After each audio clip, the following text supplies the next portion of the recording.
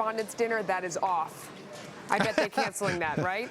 You know, I wouldn't say that, Melissa. No. I think it's because I think President Trump had more fun today than he's had for at least the last week or so. I mean, this White House really has been under siege. He had an opportunity to, in a very freewheeling fashion, as he has done so many times, take a number of different questions. At one point, he said he was having a very good time engaging with the press. And we saw him do this time and time again on the campaign trail. But the first time we've seen him do it as president. It's the first time he's had a solo news conference. The other three have been with world leaders. And he had a chance to take some questions that a lot of people have been wanting to hear, in particular about what led to the firing of his national security advisor, Lieutenant General Michael Flynn.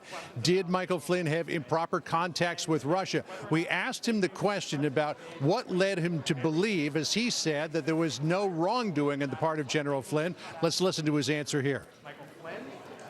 I was a little surprised because I said, doesn't sound like he did anything wrong there, but he did something wrong with respect to the vice president, and I thought that was not acceptable. As far as the actual making the call, in fact, I've watched various programs and I've read various articles where he was just doing his job. That was very normal. You know, at first everybody got excited because they thought he did something wrong.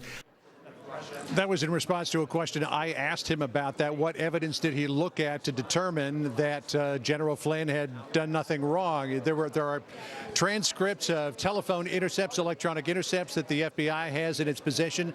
I asked the president if he looked at those transcripts. He did not respond directly to that, only to say that the assessment from the president and from his White House counsel, Don McGahn, is that there was no wrongdoing on the part of General Flynn in contacting Russia. He said he was just doing his job, and in fact, if he thought that he hadn't been contacting world leaders, he would have asked him to do it. Now, the president this morning went off a couple of times, once on Twitter and another time when he was meeting with some members of Congress about these leaks, saying that he is going to aggressively pursue and try to get to the bottom of who is leaking this classified information. Listen to what he said in response to another question I asked him here. I've gone to all of the folks in charge of the various agencies, and I've actually called the Justice Department to look into the leaks. Those are criminal leaks. They're put out by people either in agencies. I think you'll see it stopping because now we have our people in. You know, again, we don't have our people in. Part of the problem is holdovers from the Obama administration who are only too happy to put out these transcripts of classified phone calls with people like the president of Mexico, people like the prime minister of Australia, and the president saying today, well, if they're willing to leak things like that, what happens when I start to negotiate about North Korea? What happens when I start to talk to the Chinese or other national security issues? He believes, Melissa, that this is a serious, serious problem that he has to get to the bottom of. But he also believes, as his own people are confirmed and go into positions at those agencies, that the leaking will begin to dribble off.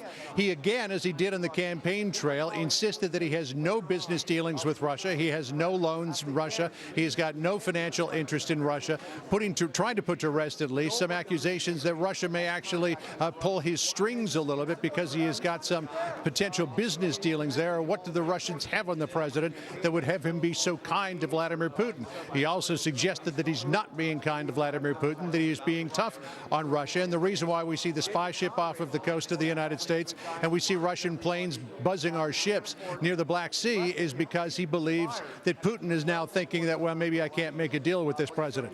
He also said that he is going to release a new executive order next week. We broke that news earlier this morning on extreme vetting and the immigration ban, one that he says will pass legal muster at the courts. And he talked about this idea that his White House is in chaos, as many of the articles that have been recently written about it would seem to indicate, saying, no, it's not in chaos. In fact, to the opposite of that, it's a finely tuned machine. Listen to what the president said on that front. I turn on the TV, open the newspapers, and I see stories of chaos. Chaos. Yet it is the exact opposite. This administration is running like a fine-tuned machine, despite the fact that I can't get my cabinet approved, and they're outstanding people. And he has done this before in press conferences, but he did it again today, really going after what he called the dishonest media. One more sound piece from the president here. Listen. Yeah, I mean, there was so much to cover there.